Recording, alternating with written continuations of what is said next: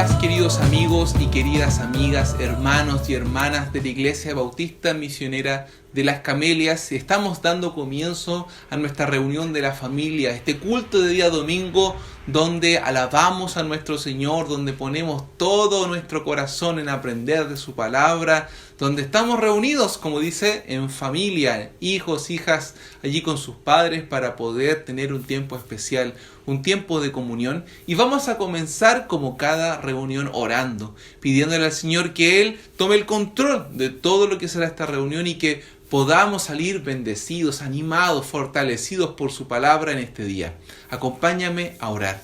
Señor, vamos delante de tu presencia en este día y queremos verdaderamente sentir ese gozo en nuestra alma, Señor amado, de estar contigo. No podemos estar físicamente reunidos, pero sí, Señor amado, en un mismo espíritu, reconociendo que donde quiera que estemos, allí estás tú con nosotros y podemos sentirte en medio nuestro. Y te damos gracias porque tenemos un privilegio tan grande de tener, Señor, nuestra iglesia, de poder tener a nuestros hermanos, a los cuales amar, los cuales nos aman, Señor, y con los cuales compartir. Queremos que este sea un día de comunión, un día donde tú te sientas, Señor amado, glorificado, donde tú seas exaltado, Señor, levantado en alto por todos aquellos que te amamos, Señor, y que hemos sido rescatados por tu gracia de nuestra vida de pecados. Te rogamos que tú tomes el control de esta reunión para que, Señor, todo sea para tu gloria. Oramos en el nombre de Jesús, nuestro Salvador. Amén. Y quiero que abras tu Biblia allí en el Salmo 16 y podamos leer algunos versículos allí a partir del verso 7, porque es un salmo precioso. Dice allí la palabra de Dios: bendeciré a Jehová que me aconseja, aún en las noches enseña mi conciencia. A Jehová he puesto siempre delante de mí, porque está a mi diestra, no seré conmovido. Se alegró por tanto mi corazón y se gozó mi alma, y mi carne también reposará confiadamente, porque no dejarás mi alma en el Seol, ni permitirás que tu santo vea corrupción. Me mostrarás la senda de la vida. En tu presencia hay plenitud de gozo, y delicias a tu diestra para siempre. ¡Qué precioso salmo! El Señor Jesucristo, el Dios, a través de su palabra, nos aconseja. Dice, aún en la noche, en nuestra conciencia, y termina el salmo dando una promesa. ¿Cuál? Que vamos a estar con Él.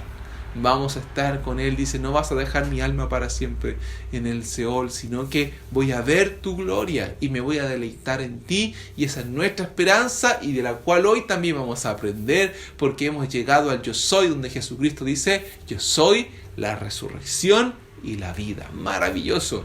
¿Sabe? La palabra de Dios nos deleita y es un deleite para nosotros también ver a nuestros niños memorizando la palabra de Dios, aprendiendo de ella, gracias a los papitos que se han esforzado por enseñar estos versículos a los niños, que nos alegra el corazón porque sabemos el efecto poderoso espiritual que va a hacer en sus corazones esa palabra, porque dice la Biblia que la palabra de Dios es viva, eficaz y, sabes, también nunca vuelve vacía.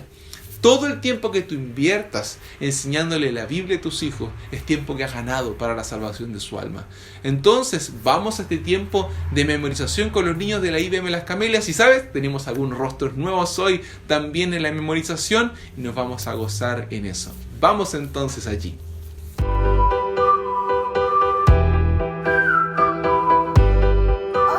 dejad a los niños venir a mí y no se lo impidáis, porque ellos es el reino y los cielos. Dentro de sus fortificaciones, Dios es reconocido como un refugio seguro. Salmos 48:3. Dios Es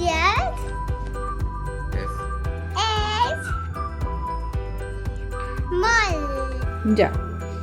Bienaventurados los de limpio corazón, porque ellos verán a Dios. Mateo 5:8. Salmo 8:9. Oh Jehová, oh Señor nuestro, cuán grande todo tu nombre en toda la tierra.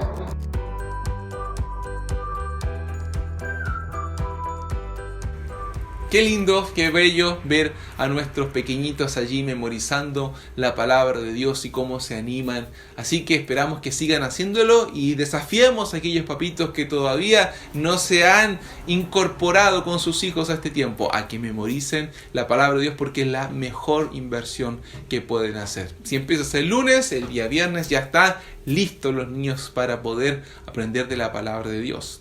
¿Sabes? Quiero que cantemos una canción en este día.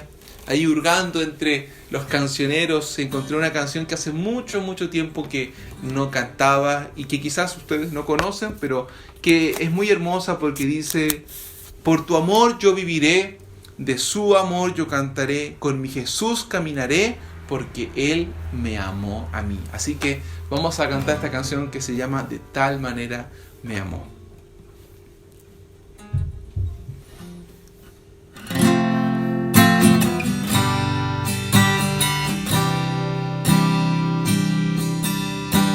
De tal manera me amó,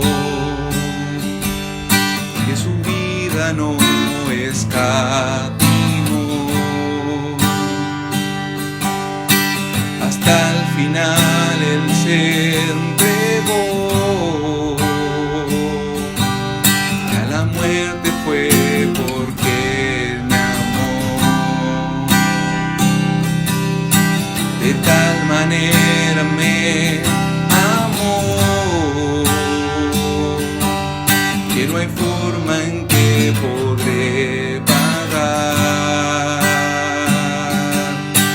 el precio de su grande amor, pero toda mi alma quiero dar por su amor. Yo viviré, de su amor yo cantaré, con mi Jesús caminaré,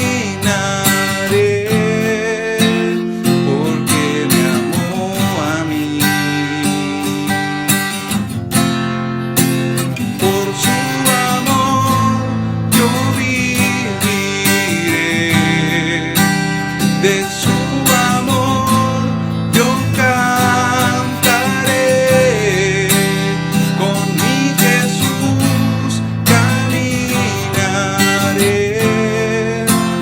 porque murió por mí. Le seguiré.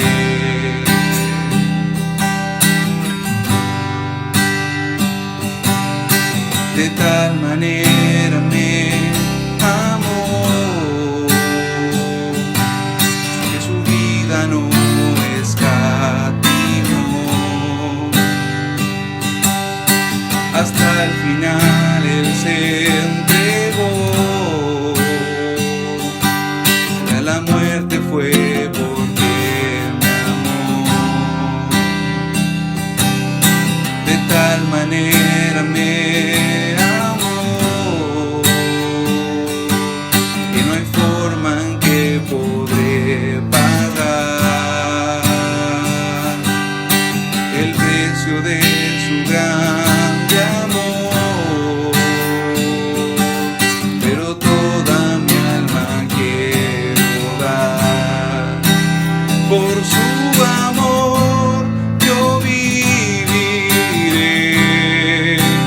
de su amor yo cantaré,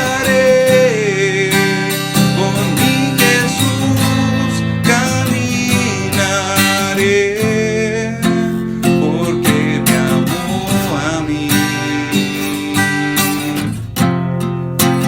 Por su amor yo viviré,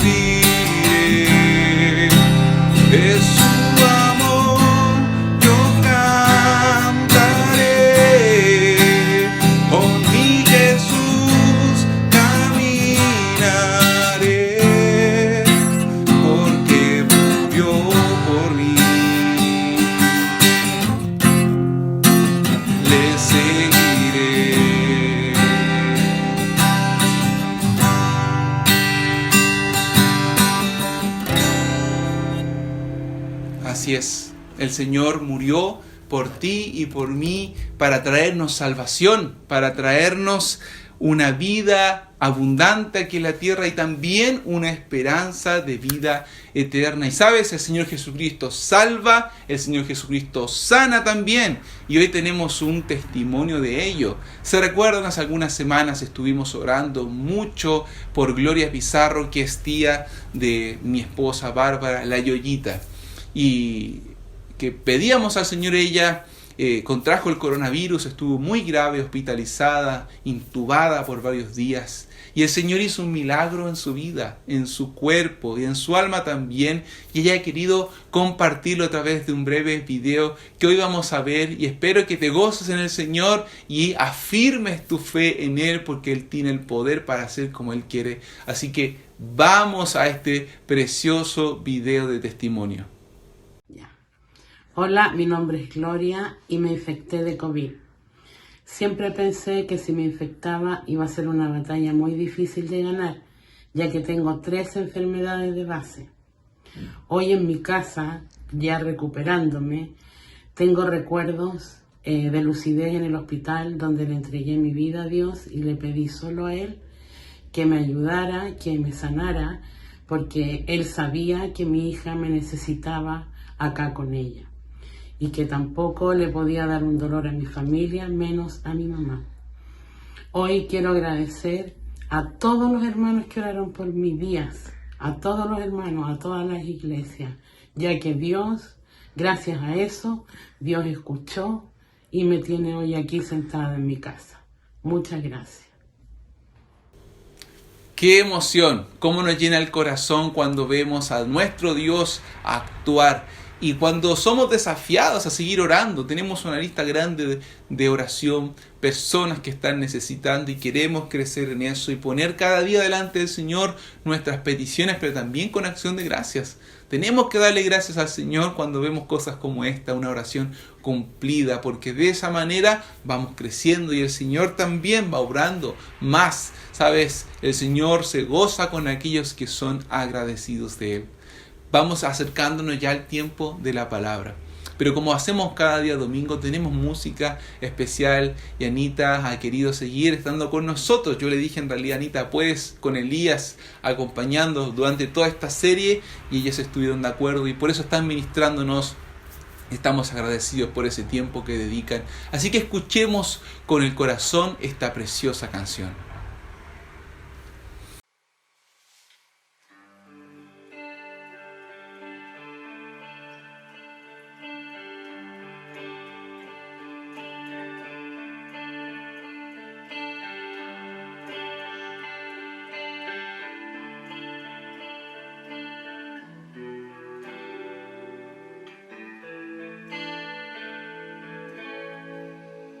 Si tanto te amó, porque ahora le das la espalda.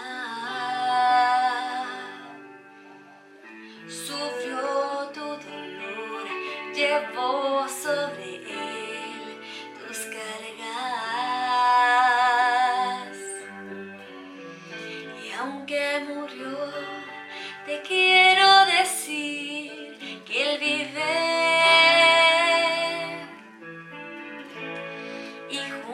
Con él resucitará todo el que el Calvario mire. Él no pereció, dejó la tumba vacía. Él no pereció, resucitó al tercer día.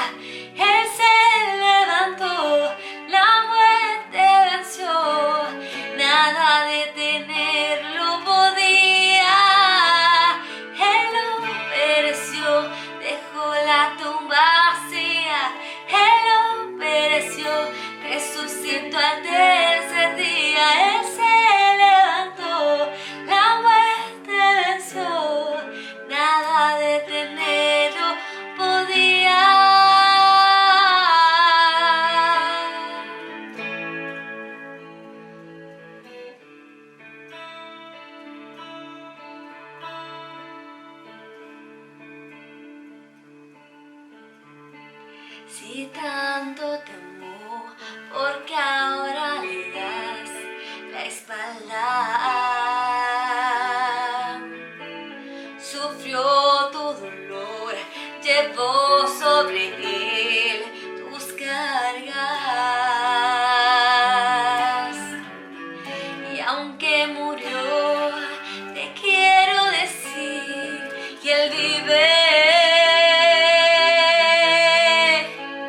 Y junto con él resucitará todo el que el Calvario mire. Él no pereció, dejó la tumba vacía. Él no pereció, resucitó al tercer día. Él se levantó, la muerte venció, nada detenerlo podía. Él no pereció, dejó la tumba vacía.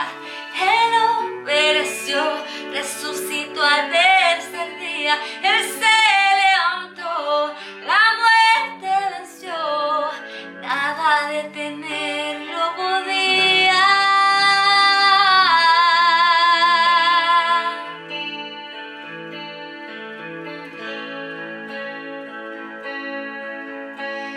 Él no pereció, dejó la tumba vacía. Él no pereció, resucitó al tercer día. Él se levantó, la muerte venció, nada detenerlo podía.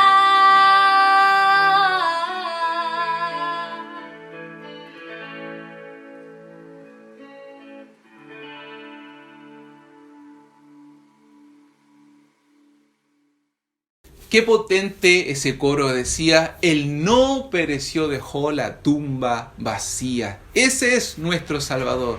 Sabes, si tú quieres ir a la tumba de Mahoma, la vas a encontrar, está allí en la Kaaba. Puedes visitar la tumba de Mahoma.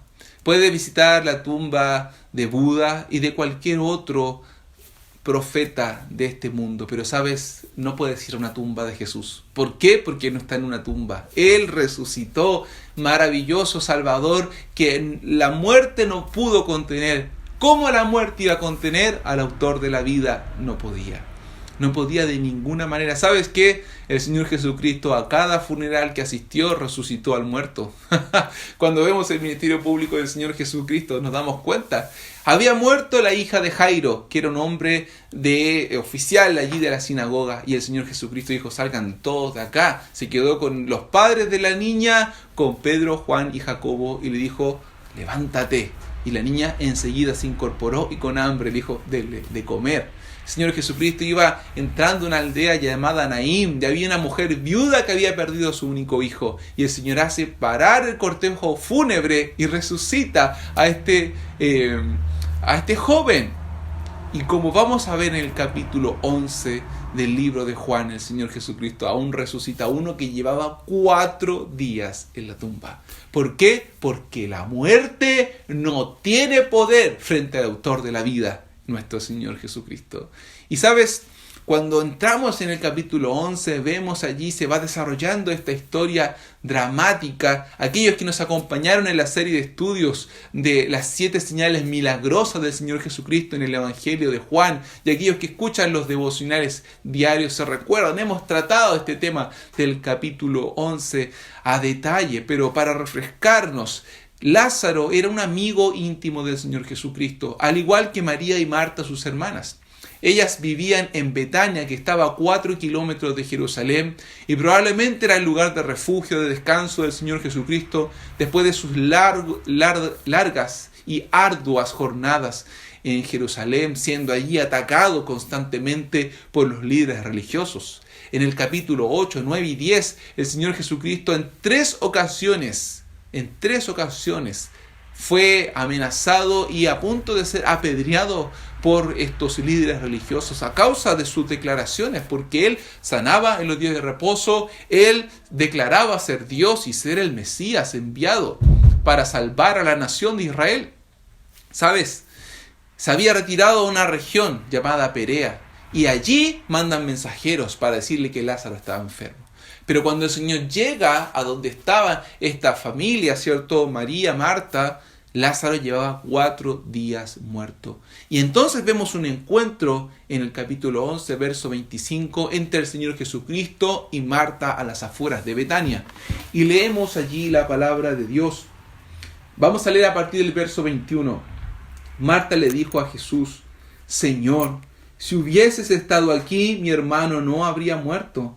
Mas también sé ahora que todo lo que pidas a Dios, Dios te lo dará.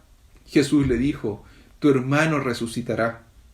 Marta le dijo: yo sé que resucitará en la resurrección en el día postrero.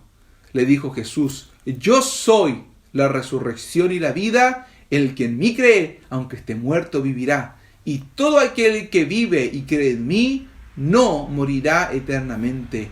¿Crees esto? Le dijo: sí, Señor, he creído que tú eres el Cristo, el Hijo de Dios, que has venido al mundo. Señor Jesucristo le dice a Marta: Marta, tu hermano va a resucitar. ¡Qué declaración del Señor Jesucristo! Ahora Marta entendió esta declaración bajo el entendimiento normal de la época. Estamos hablando en el periodo, ¿cierto?, del Antiguo Testamento. Todavía no estaba escrito, el Señor Jesucristo no había ido a la cruz. Entonces toda esta noción de la resurrección que tú y yo tenemos no estaba presente en ese tiempo. Claro está, en el Antiguo Testamento había noción respecto a que había una resurrección. No son muchos los pasajes que encontramos, pero sí hay algunas declaraciones en los libros de los Salmos, en Job, y específicamente en el libro de Daniel, una cita que vamos a revisar. Pero los judíos sabían que había una resurrección. Ahora, no todos creían en la resurrección. Dentro de los judíos habían 2 grupos que se disputaban a causa de esto. Por un lado, los saduceos, que eran principalmente sumos sacerdotes, familiares sumos sacerdotes, personas de muchos recursos económicos, que habían recibido la influencia también helénica, o sea, de los griegos, y ellos negaban la resurrección de los muertos. ¿Por qué razón? Porque ellos pensaban que los únicos libros inspirados o autoritativos de las escrituras que tenían hasta ese minuto era el Pentateuco, o sea, los 5 primeros libros escritos por Moisés.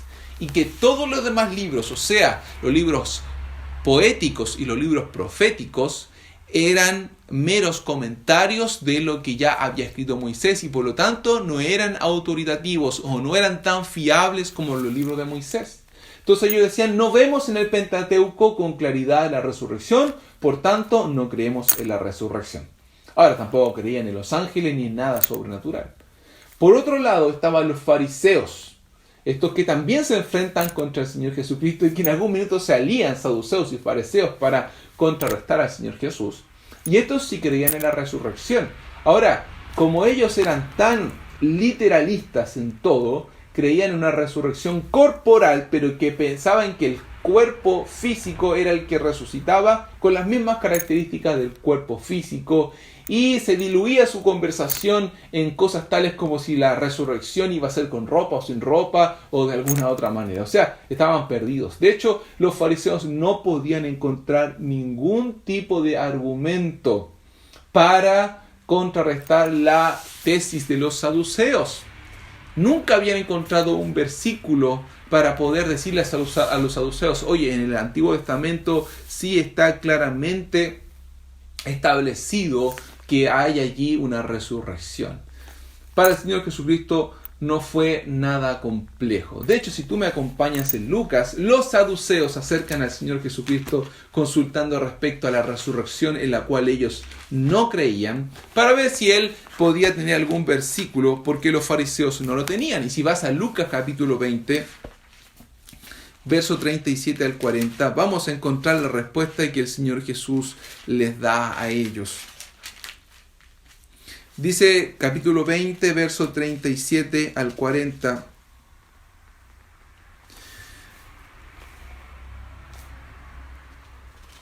Llegando alguno de los saduceos, estoy leyendo el verso 27, los cuales niegan la resurrección, le preguntaron diciendo: Maestro, Moisés nos escribió que si el hermano de alguno muriere teniendo una mujer y no le dejara hijos, que su hermano se case con ella y le levante descendencia a su hermano.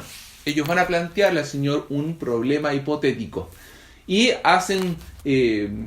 echan mano a lo que es la ley del levirato. O sea, si un hermano se casaba con una mujer y éste moría sin antes haber tenido hijos con ella, su hermano, ¿cierto?, seguramente soltero que él le seguía, debía casarse con esta mujer, y los hijos que tuviera con ella se tomarían la parte de herencia del hermano mayor, ¿sí?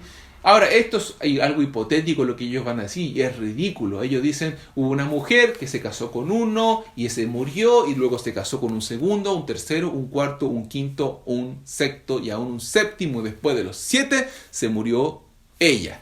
Y la pregunta es, ¿cierto?, ¿con cuál de los 7 va a estar casada en la supuesta resurrección? Ahora, ¿qué? El Señor Jesucristo no va a caer en la trampa hipotética de ellos, sino que va a ir ¿con qué? Con la palabra. Y le dice en el verso 37, pero en cuanto a que los muertos han de resucitar, aún Moisés, le dice el Señor, enseñó en el pasaje de la zarza, cuando llama al Señor Dios de Abraham, Dios de Isaac y Dios de Jacob. Porque Dios no es Dios de muertos, sino de vivos, pues para Él todos viven. Respondiéndole algunos de los escribas le dijeron, Maestro, bien has dicho, y no osaron preguntarle nada más. El Señor Jesucristo dice, ¿quieren un pasaje del Pentateuco que habla acerca de la resurrección de los muertos? Les voy a dar uno. Aquí, en el pasaje de la zarza, cuando Dios le está hablando a Moisés para encomendarlo a ir a Egipto, Dios le dice, yo soy el Dios de Abraham, el Dios de Isaac y el Dios de Jacob. ¿Qué estaba diciendo Dios? Dice, yo soy, tiempo presente. Él no dice, yo fui el Dios de Abraham, yo fui el Dios de Jacob, el Dios de Isaac. Dice, yo soy, porque para Dios, dice, están vivos. Claro, por eso dice, hay resurrección de muertos. Y ya nadie más le quiso preguntar nada, porque el maestro de maestros había respondido con la palabra. Ese verso que nunca habían encontrado los fariseos en tantos años, el Señor Jesucristo se lo dijo en 2 tiempos a esos saduceos que ya no quisieron preguntarle nada más. Este era el contexto en el que Marta había desarrollado su entendimiento de la resurrección. Como te decía, el pasaje más claro del Antiguo Testamento está en el libro de Daniel, capítulo 12, verso 2, y lo vamos a leer porque es clarificador, y de allí se desprende, creo yo, la noción que ella tenía de resurrección del día postrero. Dice Daniel capítulo 12, verso 2, y muchos de los que duermen en el polvo de la tierra serán despertados, unos para vida eterna y otros para vergüenza y confusión perpetua. Daniel dice, al final de los tiempos, en la posteridad va a haber resurrección de muertos. ¿Quiénes van a resucitar? Todos. Pero unos van a resucitar para vida eterna y otros van a resucitar para confusión y vergüenza perpetua.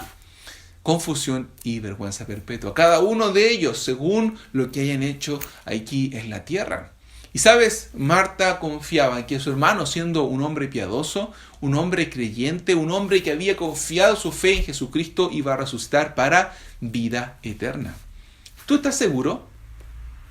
¿A qué tipo de resurrección vas a resucitar? ¿Tienes seguridad de que vas a la resurrección de vida eterna? ¿O estás con dudas? ¿Sabes? Si tienes dudas, tienes que tener mucho cuidado, porque todos vamos a resucitar, pero unos para vida eterna y otros, dice, para vergüenza y confusión perpetua. No es un tema que podemos tomar a la ligera, porque estamos hablando de la eternidad. Dice perpetuo, algo que no tiene fin. Así que espero que después de este estudio puedas tener una completa seguridad en tu corazón. ¿Por qué? Porque se puede tener seguridad si uno conoce al Señor Jesucristo, de dónde va a pasar su eternidad. Ella decía, Señor, yo sé, Señor Jesús, que mi hermano va a resucitar en el día postrero. Pero su noción era una noción abstracta de una resurrección que iba a ocurrir en algún momento, quién sabe cuando al final de los tiempos. Pero Jesús quiere que ella confíe, que tenga una confianza personalizada en Él mismo, porque dice: yo soy la resurrección y la vida. No que va a haber una resurrección solamente en el tiempo posterior, sino que aquí frente a ustedes está quien es el autor de la resurrección misma. Y prueba de eso va a ser que Él va a levantar de la muerte a este Lázaro. El Señor Jesucristo nos alienta hoy con esas palabras poderosas. ¿Por qué? Porque Él ha probado tener poder para levantar de la muerte. Pero Él mismo un día se levantó de la muerte. Ahora quiero clarificar algo. Las resurrecciones que mencioné anteriormente de la hija de Jairo, del hijo de la viuda de Naín y de Lázaro son completamente diferentes a la resurrección del Señor Jesucristo mismo. ¿Por qué digo esto? Porque Lázaro, la hija de Jairo y aún el hijo de la viuda de Naín volvieron a morir. Porque lo que el Señor hizo fue resucitarlos o devolverles la vida, pero a la vida natural, a sus cuerpos de carne y huesos, cuerpos corruptos que al final iban a morir nuevamente. Lázaro volvió a morir. El hijo de la viuda de Naín volvió a morir y la hija de Jairo volvió a morir.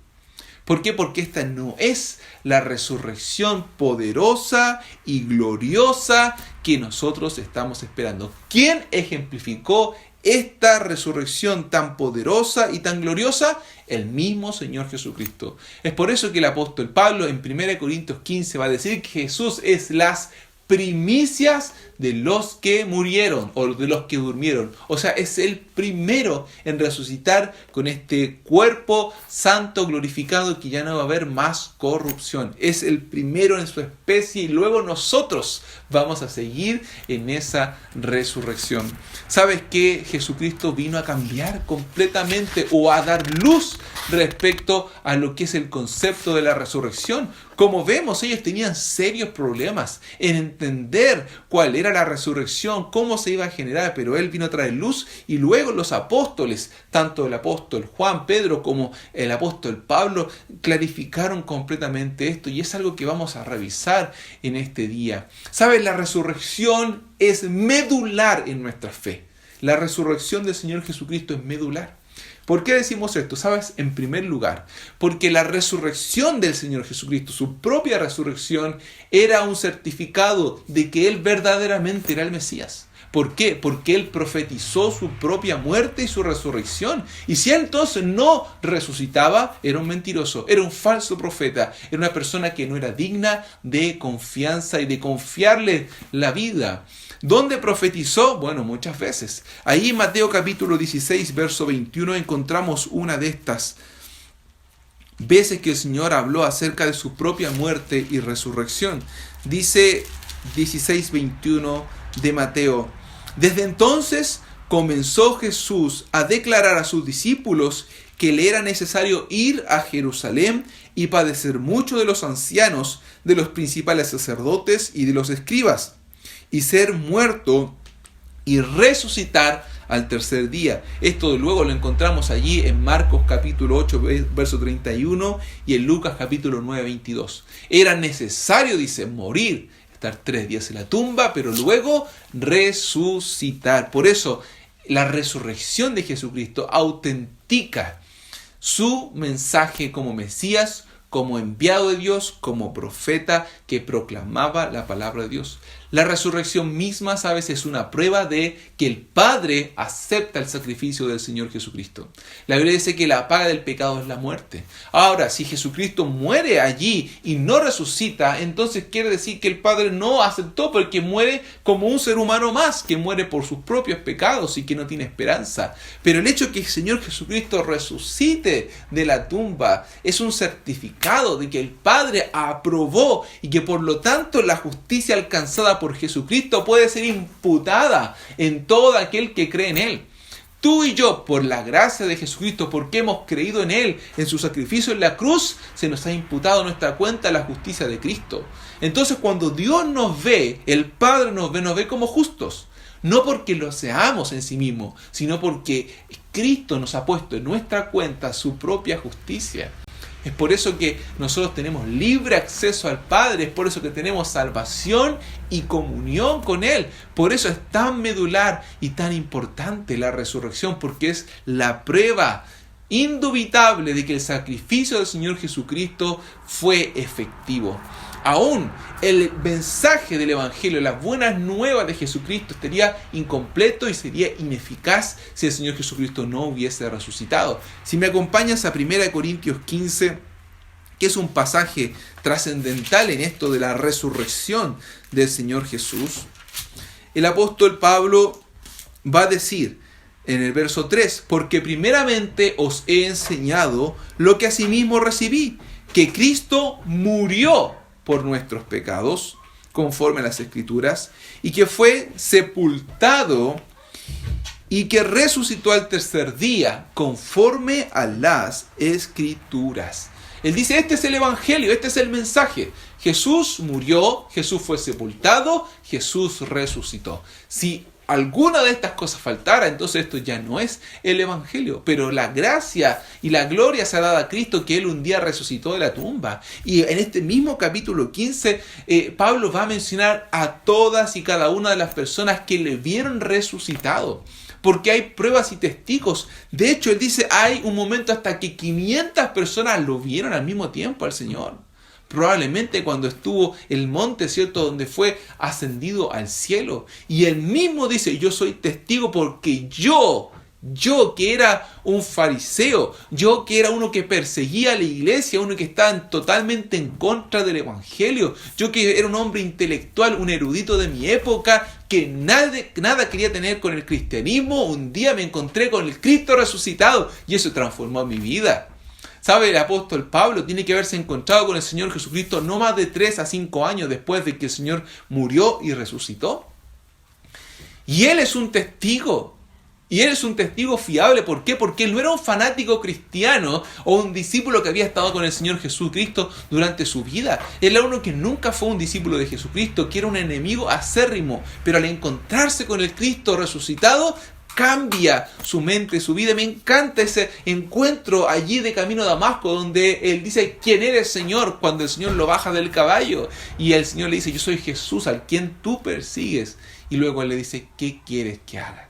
Él se pone al servicio del Señor Jesucristo luego de verle resucitado.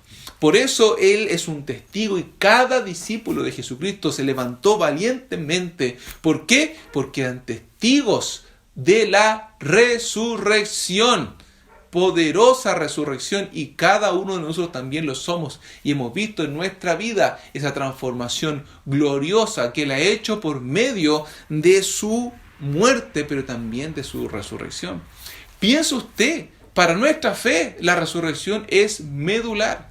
La Santa Cena, ¿de qué trata? Trata de la muerte del Señor Jesucristo, pero también culmina y dice, haced esto hasta que el Señor venga. ¿Por qué? Porque sabemos que Él está vivo. Y el bautismo, que es la otra institución que el Señor nos dejó, ¿de qué trata?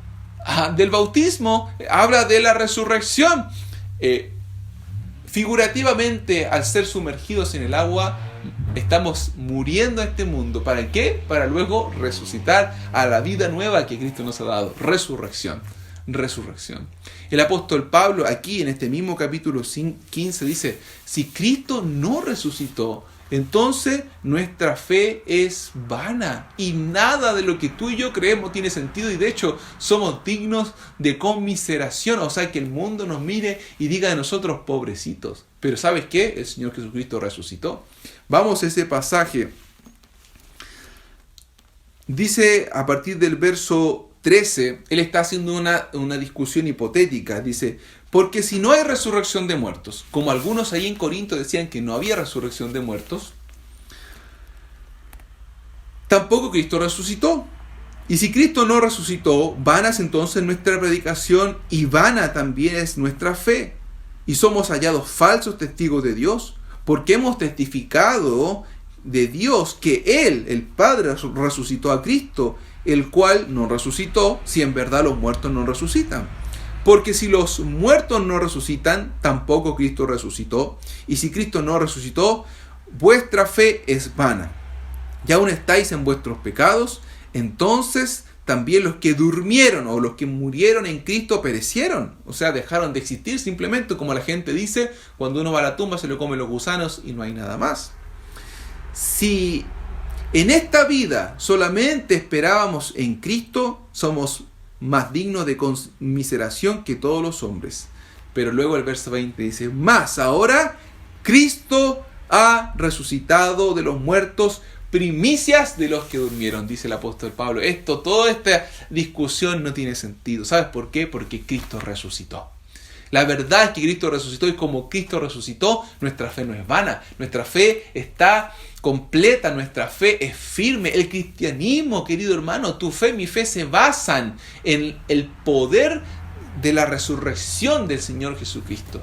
Y es nuestra esperanza. Piensa tú en eso. Nosotros podemos vivir felices aquí en la tierra porque Cristo es la resurrección y la vida. Porque podemos salir a la calle con gozo. ¿Sabes por qué? Porque sabemos que Él nos cuida y nos guarda. Pero aun si perdemos la vida por alguna razón, no termina nuestra existencia acá. Termina nuestro cuerpo físico, pero nosotros pasamos a la presencia de Dios porque hemos sido salvados. Y la promesa es que un día el Señor Jesucristo va a venir con nosotros, con los que hayamos muerto, para tomar ese cuerpo que quedó en algún lugar y ser transformado y darnos entonces un cuerpo glorificado. Un cuerpo glorificado, un cuerpo como el que Él tiene. Cuando al momento de resucitar de la tumba, el Señor tuvo un cuerpo glorificado. ¿Te recuerdas? Él sale de la tumba victorioso, se encuentra con las mujeres. En algún minuto no lo reconocieron, pero luego lo reconocieron. Y el Señor Jesucristo, por ejemplo, entró en un lugar que estaba cerrado. Ahí estaban los discípulos muertos de miedo y de repente Él irrumpe en la sala. Y le ven y le reconocen. Y a un incrédulo Tomás, el Señor Jesucristo le dice, mira mis marcas, pone tus dedos en mis manos y toca mi costado. Acá están las marcas. Este es mi cuerpo, dice, de carne y hueso. Carne y hueso. Podía ser reconocible, podía ser palpable, pero también no estaba sujeto a las leyes de este mundo. Podía comer. El Señor Jesucristo, viendo que ellos pensaban que era un fantasma, solo un espíritu, le dice, tráiganme de comer. Y le dieron pescado y un panal de miel y Él los comió. No que necesitara su cuerpo comer, sino que Él podía hacerlo con este cuerpo glorificado que luego se va en las nubes volando. Maravilloso. ¿Y por qué yo digo que nosotros vamos a tener un cuerpo así? Porque lo afirma la Biblia. Ahí en Filipenses capítulo 3, verso 20-21 dice, mas nuestra ciudadanía está en los cielos, de donde también esperamos al Salvador, al Señor Jesucristo, el cual transformará el cuerpo de la humillación nuestra para que sea semejante al cuerpo de la gloria suya, por el poder con el cual puede también sujetar a sí mismo todas las cosas. El apóstol Pablo a los filipenses les dice, este cuerpo de humillación Él lo va a transformar en un cuerpo como la gloria suya, como el cuerpo que Él tiene. ¿Cuándo? En la resurrección, en el arrebatamiento de la iglesia. Y vamos a un pasaje de la Escritura que me encanta, que está allí en 1 de Tesalonicenses, capítulo 4, verso 13. El apóstol Pablo, hablando a los hermanos de la iglesia de Tesalónica, les va a hablar acerca de esta resurrección en Jesucristo, para que no se entristezcan, dice, como los otros que no tienen esperanza. Porque quiero decirte algo, hay personas en este mundo que no tienen esperanza. Cuando no crees en Jesucristo, no tienes esperanza y vas a la muerte con temor y vas a la muerte con desesperanza. Por eso las personas en el funeral de personas que no han creído en Cristo lloran. ¿Y sabes qué? Está bien que lloren desconsoladamente. ¿Por qué? Porque el futuro es oscuro. Como veíamos, hay resurrección para ellos también, sí, pero de vergüenza y de confusión. Pero no así para los que hemos creído en Jesucristo. Dice 1 Tesalonicenses 4:13. Tampoco queremos, hermanos, que ignoréis acerca de los que duermen. Un eufemismo para hablar acerca de los que murieron. Un eufemismo es un término, cierto, suave para decir una verdad que puede ser dolorosa. Para que no os entristezcáis como los otros que no tienen esperanza. Porque si creemos que Jesús murió y resucitó, así también traerá Dios con Jesús a los que durmieron en Él. Por lo cual os decimos esto en palabra del Señor, que nosotros que vivimos, que habremos quedado hasta la venida del Señor, no precederemos a los que durmieron. porque el Señor mismo, con voz de mando, con voz de arcángel y con trompeta de Dios, descenderá del cielo, y los muertos en Cristo resucitarán primero. Luego nosotros, los que vivimos, los que hayamos quedado, seremos arrebatados juntamente con ellos en las nubes para recibir al Señor en el aire, y así estaremos siempre con el Señor. Qué pasaje de ánimo para cada uno de nosotros. Dice, los que durmieron, ¿con quién están hoy? Dice, con Dios, porque Él los traerá, ¿cierto? Y entonces dice, los muertos en Cristo resucitarán primero. ¿Cómo se entiende eso? Bueno, porque la resurrección tiene que ver con el cuerpo físico. El Señor Jesucristo resucitó porque en su cuerpo físico fue levantado poderosamente y su cuerpo fue transformado en un cuerpo de gloria. Así tu cuerpo y mi cuerpo. Cuando tú mueres aquí en la tierra, tu espíritu pasa directo a la presencia del Señor. Aquellos que hemos creído en Jesucristo, por supuesto. ¿Por qué? Porque ya no hay limitación, nuestros pecados han sido perdonados, no hay nada que nos detenga de estar delante de Él. Pero un día en el arrebatamiento de la iglesia, cuando el Señor venga por nosotros, lo que haya quedado de tu cuerpo, las partículas, las células, los pedacitos de hueso, no sé cómo el Señor lo va a hacer, Él lo va a tomar y lo va a transformar en un cuerpo glorificado y va a hacer esta unión poderosa para darnos cuerpos como el que Él tiene. Por eso dice Pablo, los que murieron en Cristo, no vamos a preceder, o sea, no vamos a estar por delante de los que murieron en Cristo, sino que ellos van a estar primero y nosotros mismos dice que habremos quedado, porque Él tiene la esperanza de estar vivo para este minuto. Y yo tengo la esperanza de que el Señor un día pueda escuchar esa voz poderosa llamándome y transformando mi cuerpo para darme un cuerpo glorificado. Por eso dice que resucitarán ellos. ¿Por qué? Porque el cuerpo, lo que haya quedado de Él, va a ser transformado para darnos un cuerpo de incorrupción, un cuerpo glorioso. Es lo mismo que dice el apóstol Pablo allí en 1 Corintios capítulo 15, verso 51. Hablando de la resurrección, nos habla de cómo va a ser esto. Dice, aquí os digo un misterio. No todos dormiremos o no todos vamos a morir, pero todos seremos transformados. En un momento, en un abrir y cerrar de ojos, a la final trompeta, porque se tocará la trompeta y los muertos serán resucitados incorruptibles y nosotros seremos transformados. Porque es necesario que esto corruptible, hablando del cuerpo físico, ¿cierto?, se vista de incorrupción y esto mortal se vista de inmortalidad. Y cuando esto corruptible se haya vestido de incorrupción, esto mortal se haya vestido de inmortalidad, entonces se cumplirá la palabra que está escrita. Sorbida es la muerte en victoria. ¿Dónde está, oh muerte, tu aguijón? Ya que el aguijón de la muerte es el pecado y el poder del pecado la ley, mas las gracias sean dadas a Dios que nos da la victoria por medio de nuestro Señor Jesucristo. ¿Sabes? Nosotros estamos esperando a aquel que es la resurrección y la vida que nos ha prometido resucitar. Y la resurrección está unida con esto de la transformación. Algunos, queridos hermanos, van a experimentar la muerte. Quizás tú, quizás yo. Pero van a haber muchos otros y creo que en este tiempo van a poder estar vivos y van a ser transformados todos al final, muertos y vivos. Aquellos que hemos creído en Jesucristo y vamos a ser transformados en un abrir y cerrar de ojos. ¿Sabes qué? Se va a acabar este cuerpo con achaques. Se va a acabar este cuerpo con tendencia a lo malo, al pecado, para tener cuerpos como el Señor Jesucristo tiene en su gloria. Y esa es nuestra esperanza, bendita esperanza de los que hemos creído en el Señor Jesucristo. Y la pregunta es, ¿tú crees esto? Todo esto que yo te leí rápidamente, hermanos, nos pudiéramos detener toda la vida, pudiéramos estar años hablando de estos pasajes y yo prácticamente volé por arriba de estos pasajes. Y estoy tentado ahí a seguir escudriñando y seguir abriendo la palabra de Dios para ti y para mí. Pero quiero que tengas esta esperanza. Hay resurrección de muertos para vida eterna, gloriosa, con cuerpo incorruptible para aquellos que creemos en Jesucristo. Y para ti que nos ves, que no has depositado tu fe en Jesucristo, también hay resurrección. Pero es una resurrección para confusión, para vergüenza, para muerte. Es la muerte segunda. La Biblia dice que el que no se halló inscrito en el libro de la vida también va a resucitar. Pero ¿sabes para qué? Para ser echado al lago de fuego. Amigo, ¿quieres ir a esa resurrección? ¿Vas a seguir empecinado en tu testarudez? ¿Vas a seguir en tu falta de fe, en tu incredulidad? Arrepiéntete de tus pecados y ven a Jesucristo, porque Él quiere dar salvación. Él hoy está preguntando, ¿crees esto? ¿Crees esto? ¿Crees esto? ¿Sabes qué? Enfrentada a esta pregunta, Marta respondió de la mejor manera. Ella no dijo yo creo en la resurrección. Ella dijo yo creo en ti, Jesús.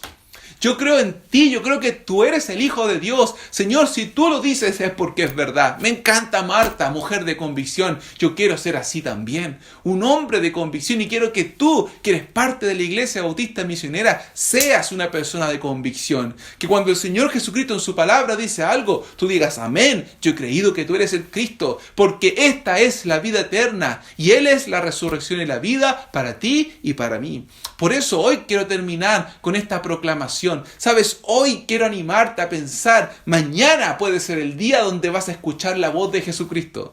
Hoy en la noche, cuando te acuestes, puede ser el día, la noche en la que vas a ir y vas a escuchar tu voz. Yo quiero escuchar esa voz gloriosa. Sé que la voy a escuchar, esa trompeta final de la cual habla el apóstol Pablo, para luego ser transformado y salir y estar en las nubes con Él por siempre.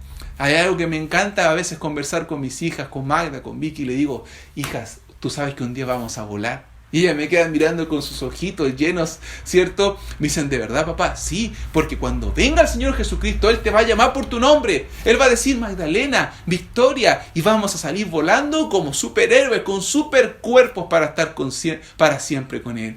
Y me encanta porque ellas creen de verdad.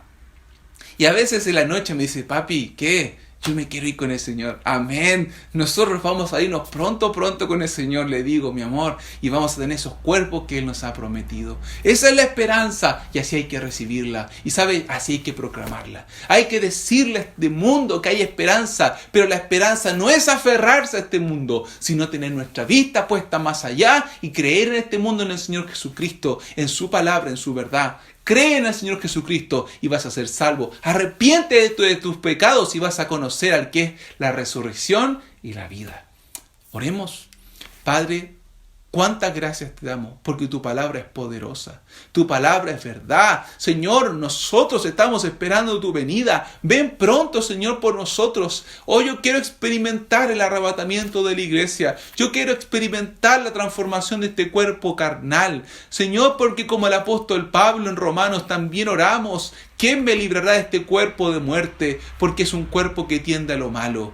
Pero la respuesta es, tú me librarás, porque tú eres la resurrección y la vida, y la resurrección es transformación, la resurrección es victoria frente a este enemigo que se nos plantea el pecado y la muerte, pero ya no hay un enemigo para nosotros, porque tú lo venciste en la cruz del Calvario, cuando fuiste a la tumba y resucitaste con poder para darnos a nosotros esperanza. Gracias porque nuestra esperanza es segura, porque nuestra esperanza está en un hecho histórico, nuestra esperanza está en un hecho real, irrefutable, que es la resurrección de nuestro Salvador, quien salió de esa tumba para darnos a nosotros vida eterna. Padre, que aquellos que están allí en su casa, tocados en su corazón por la palabra, se arrepientan y crean. Y los hermanos y hermanas en la fe puedan ser fortalecidos en la esperanza que tenemos de que un día vendrás por nosotros. Oramos en el nombre de Jesús. Amén. Amén, querido amigo, querido hermano, un gusto haber compartido este tiempo contigo. Espero que te puedas quedar porque ya viene nuestra escuelita bíblica para niños, así que junto a tu familia, y que nos veamos el miércoles también en nuestro tiempo de discípulos. Si quieres recibir nuestros devocionales diarios también, puedes pedirlos a través del Facebook, WhatsApp y todos los números de contacto que tenemos y van a aparecer en pantalla en unos minutos. Que el Señor te bendiga. Muchas gracias.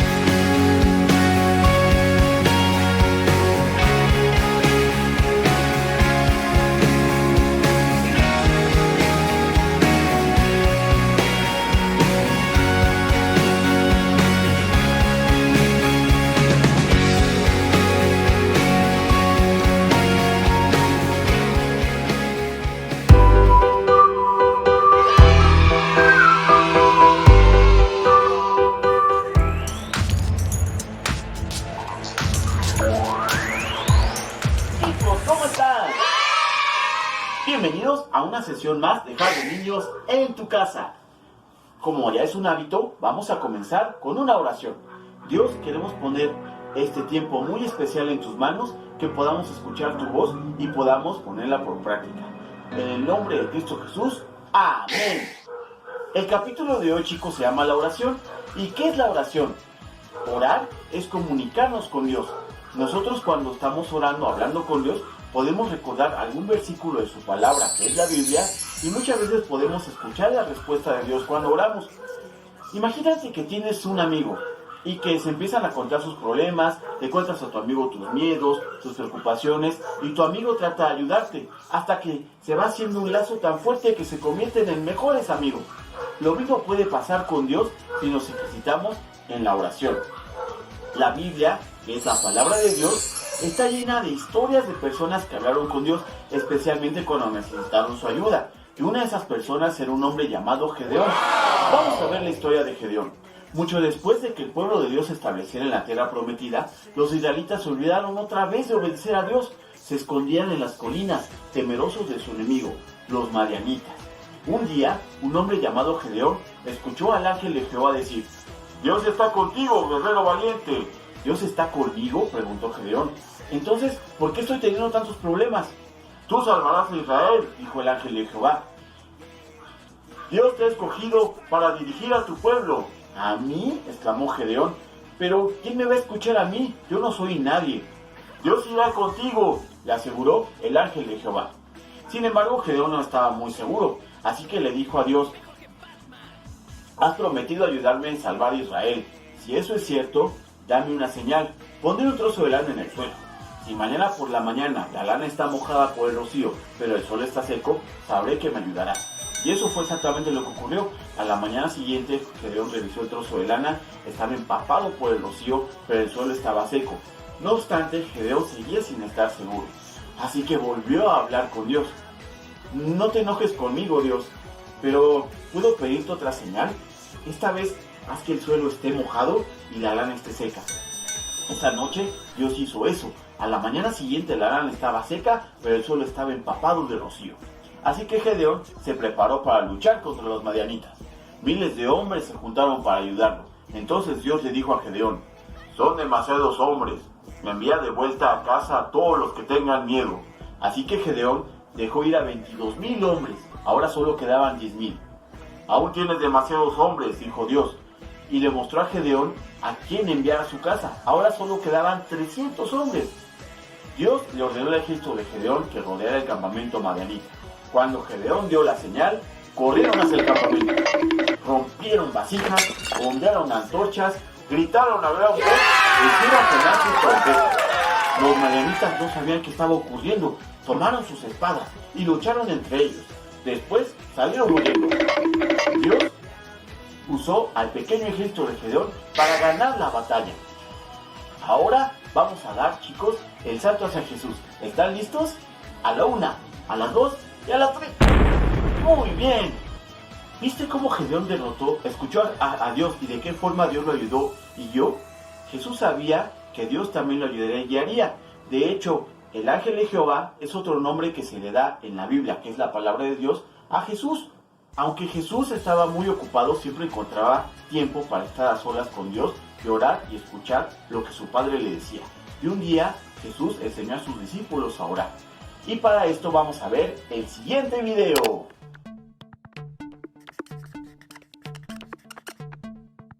Un día, después que Jesús hubo terminado de elevar sus oraciones, uno de sus discípulos se acercó y le pidió que los enseñara a orar. Jesús dijo: «Ustedes deben orar así: Padre nuestro que estás en el cielo, santificado sea tu nombre. Venga tu reino, hágase tu voluntad, en la tierra como en el cielo. Danos hoy nuestro pan cotidiano. Perdónanos nuestras deudas, como también nosotros hemos perdonado a nuestros deudores. Y no nos dejes caer en tentación, sino líbranos del maligno». Luego Jesús les contó una historia a los discípulos.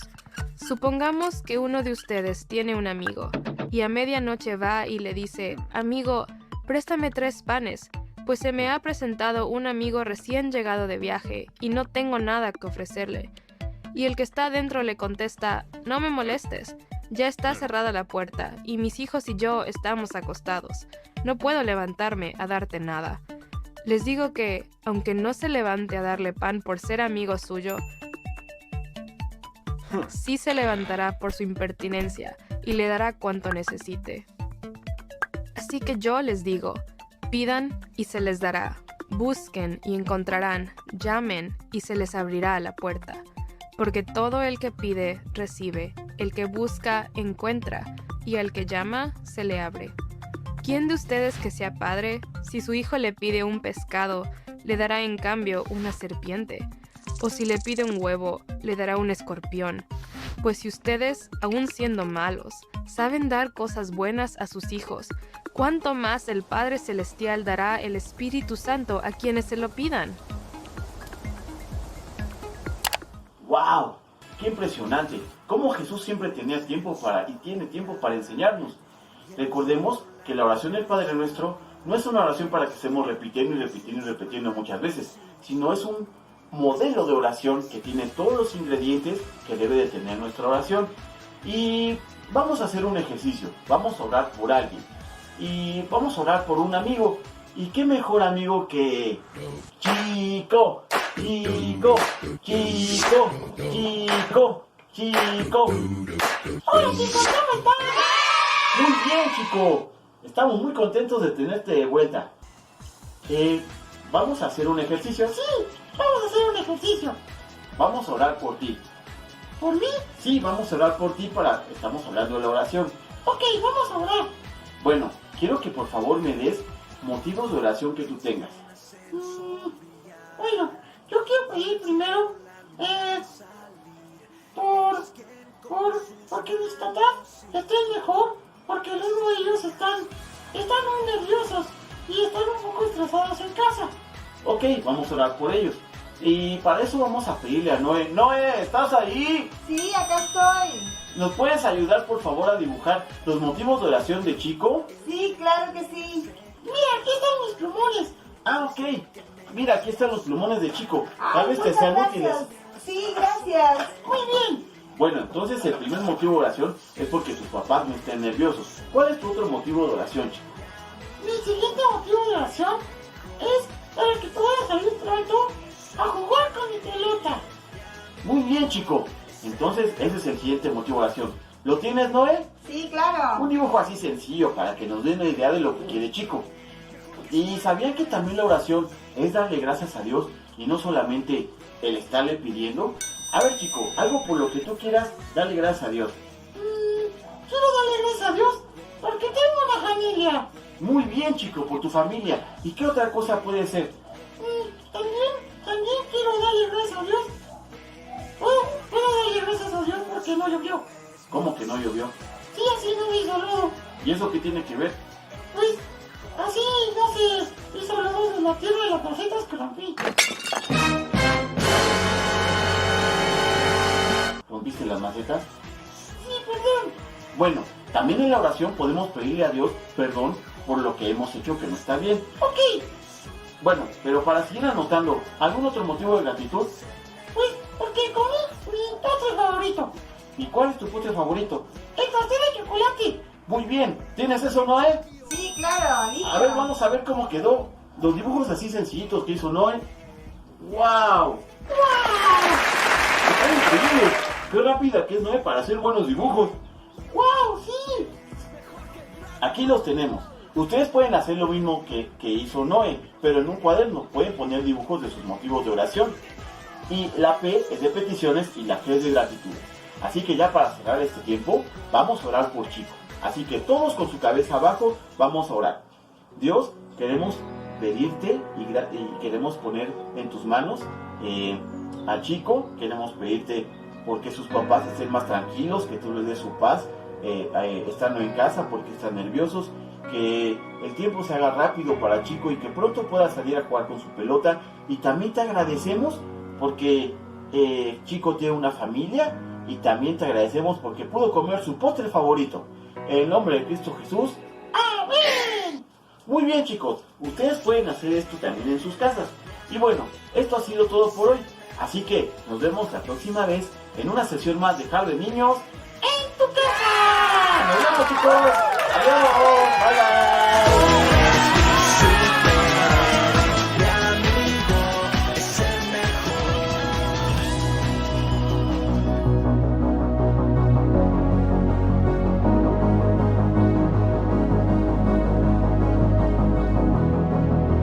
Grande amor, no existe nada bajo el sol que se compare a ti, Señor. ¿Quién te puede comprender?